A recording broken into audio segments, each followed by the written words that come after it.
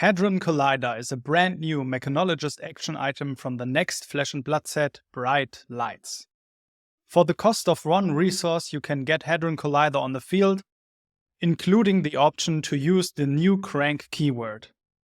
This alone makes Hadron Collider pretty interesting for mechanologist heroes that want to boost a lot. But the best thing about Hadron Collider is that you can power up your next boost attack, depending on how many steam counters are left on Hadron Collider. And the card even comes in all 3 pitch colors, which makes him enter the arena either with 4, 3 or 2 steam counters on it. And I don't think you want to have Hadron Collider lying around for too long, cause he loses a steam counter at the start of every turn. And we already saw a few cards that counter the item strategy and can potentially destroy or steal your item. Let's take a look at a few game plans on how you can use Hadron Collider to enhance your mechanologist boost strategy. Starting off with the original dash on turn 1. You start the game with a Teklo core on the field, giving you 2 resources at the beginning of your turn. In hand you have a red Heist, a blue Sprocket Rocket, a red 0 to 60 and a red Hadron Collider. You could play out the Sprocket Rocket for 1, and if you banish a blue Hadron Collider from your deck, Sprocket Rocket comes in for 2. You can then activate your Teklo Heart to gain an additional resource. Play out the Hadron Collider and activate Crank, so you can get an action point. Then you can play out your Goliath Gauntlet to power up your Heist. Playing out Heist, you're coming in for a total damage of 10, banishing a mech card off of the boost mechanic. If Heist hits, you get to play the blue Hadron Collider from your banished zone. You could then play out the 0 to 60 for 4 or for 6 with the Hadron Collider. You come out with a total damage of 16 to 18 on the first turn. But this would be kinda wasted, right? So let's take a look at a turn 2 with the original dash. On the field you have your Teklo core and an additional item, which is the Plasma Mainline. Plasma Mainline is pretty interesting with Hadron Collider, because you can give Hadron Collider an additional steam counter when he enters the field under Plasma Mainline. In hand you have a Maximum Velocity, a Sprocket Rocket red, a 0 to 60 red, and a BIOS update. And in your arsenal you have a Spark of Genius from turn 1. This would make a pretty fun turn, right? Beginning on your turn you get 2 resources from your Teklo core. You play out BIOS update, which powers up your next boost attack for 3. And if you banish a mechanologist item for your next boost attack, you can play that item for free. You play out the red Sprocket Rocket for 3. Banishing a red Hadron Collider from your deck, you would get +1 on your Sprocket Rocket, coming in for a total of 7. Again, that Hadron Collider enters the field and gets a +1 steam counter from Plasma Mainline.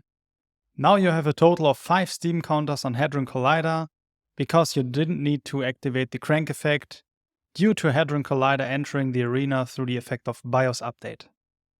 You can then activate your Teklo Heart and play out Spark of Genius, which gets you a red Hadron Collider from your deck. The interaction with Spark of Genius is pretty nice, right? Even though you don't have Go Again on Spark of Genius, you can gain an action point off of the crank effect on Hadron Collider.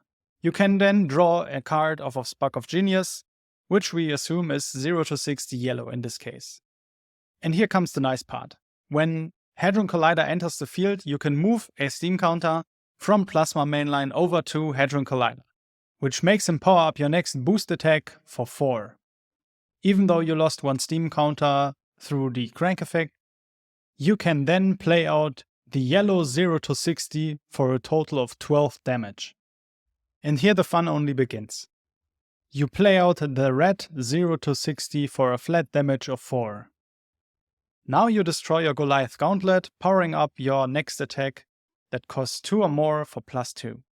And because you boosted 3 times this turn already, you can play out your Maximum Velocity for a total of 12. Now that is a turn 2 that every boost player wants to see, right? In total you can bring up 35 damage in this turn. Wow, that's amazing. Of course, the stars were perfectly aligned for this turn to happen. In general, I would say Hadron Collider gets even stronger the longer the game goes, when you eventually get more items on the field or more cards into play that can power up your boost attacks, like Teklo Pounder. And Hadron Collider synergizes perfectly with Dash database, even when she has only 2 cards in her hand. Let's look at an example. On the field you have no items, and in your hand you have a blue Sprocket Rocket and the red Zipperhead. With Dash database you can look at the top card of your deck and see a red Hadron Collider. You can pitch the blue to play out the red Hadron Collider from your deck. Looking at the top card of your deck again, you sadly see a Fate Foreseen. But you can play out your Zipperhead now for 9 damage. And that only with 2 cards in your hand. So even when you're playing Dash more defensively, Hadron Collider can be pretty interesting. And even though BIOS Update is a pretty nice card to bring out Hadron Collider, the new Dash database has her own ability to handle Hadron Collider. I am not sure yet if that is worth losing your free item on the original Dash. Though it makes a lot more sense now to see if there's a Hadron Collider on top of your deck or not. The downside of Hadron Collider is of course that it doesn't have a block value, like every item.